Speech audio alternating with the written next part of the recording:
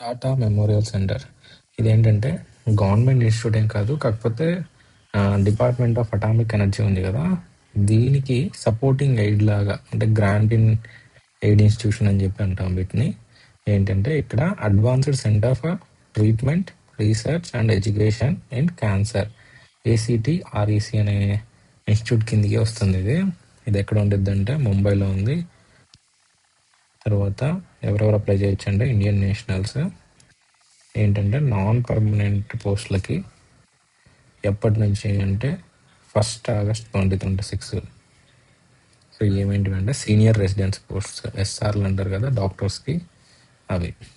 తర్వాత డిపార్ట్మెంట్స్ ఏమేమి డిపార్ట్మెంట్స్ ఉన్నాయంటే anaesthesia, critical care and pain, cancer cancer epidemiology, clinical nutritions, general medicines, haematopathology, medical oncology, palliative medicine, pathology, preventive oncology, pulmonology, radiation oncology, radiology, surgical oncology of breast, uro, pediatrics, surgical oncology, GA, hepatobiliary, H&N. తర్వాత plastic surgery అన్ని surgical oncology వాళ్ళకే ఉన్నాయి. తర్వాత sick, transfusion medicine ఎవరన్నా మీకు తెలిసిన వాళ్ళు ఉంటే చూసుకోండి. తర్వాత ఎసెన్షియల్ ఎడ్యుకేషనల్ క్వాలిఫికేషన్స్లో ఎండి ఆర్ డిఎన్బి, తర్వాత equivalent PG, MDBSM, DGO or equivalent, తర్వాత డిఎం గ్యాస్ట్రోఎంట్రాలజీ, డిఎన్బి, తర్వాత MD medicine, DNB family medicine or equivalent, MD pathology, MD medical oncology, MD palliative, DM medical oncology, DM palliative medicine, MD or DNB pathology, MD community medicine. So అన్నీ చూసుకోండి. Surgical ఆంకాలజీకి వచ్చేసరికి MCh.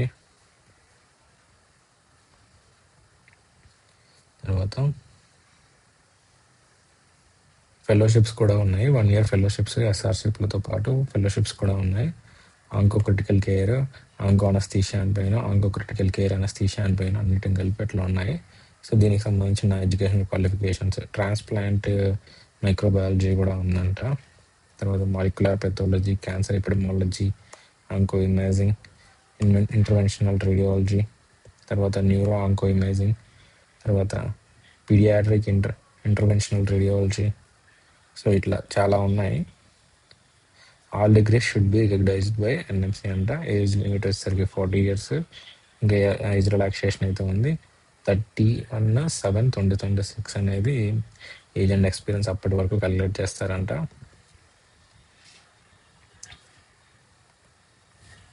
తర్వాత pay గురించి వచ్చేసరికి 1,33,623 వచ్చేసరికి MSA, MD or DNB. Super speciality చేసిన వాళ్ళకి అయితే 1,45,530.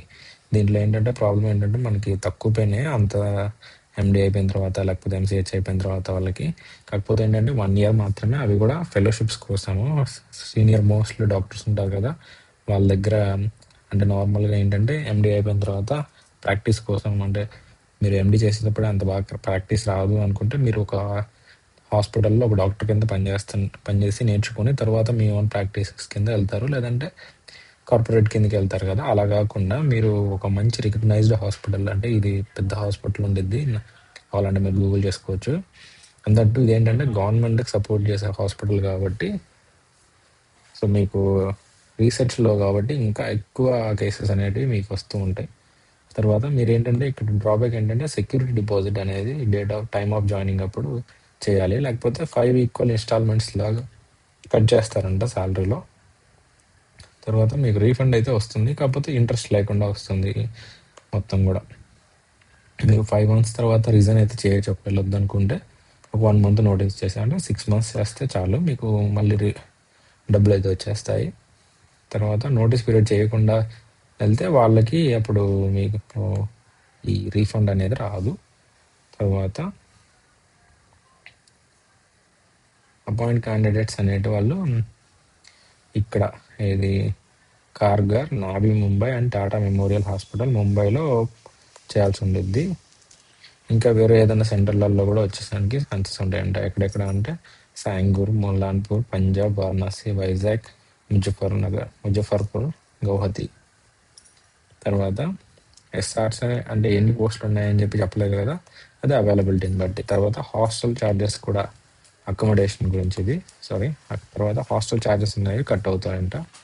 తర్వాత ఇంకా యాజ్ యూజువల్ రికగ్నిషన్ ఉండాలి ఇదంతా. తర్వాత అప్లికేషన్ ఫీజు వచ్చేసరికి 1000 రూపీస్ ఉండిద్ది.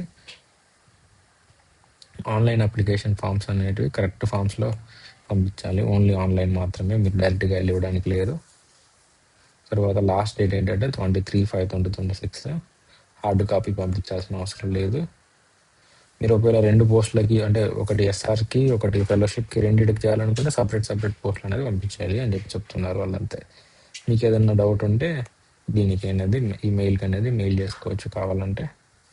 మీరు అప్లై చేసుకోవాలనుకుంటే ఈ వెబ్లోకి వెళ్ళి మీరు ఆ రిజిస్ట్రేషన్ ఫామ్ డౌన్లోడ్ చేసుకొని దానిలో పంపిస్తే సరిపోతుంది. So that's it guys. ఇది నార్మల్ ఎంబీబీఎస్ డాక్టర్స్కి అయితే కాదు.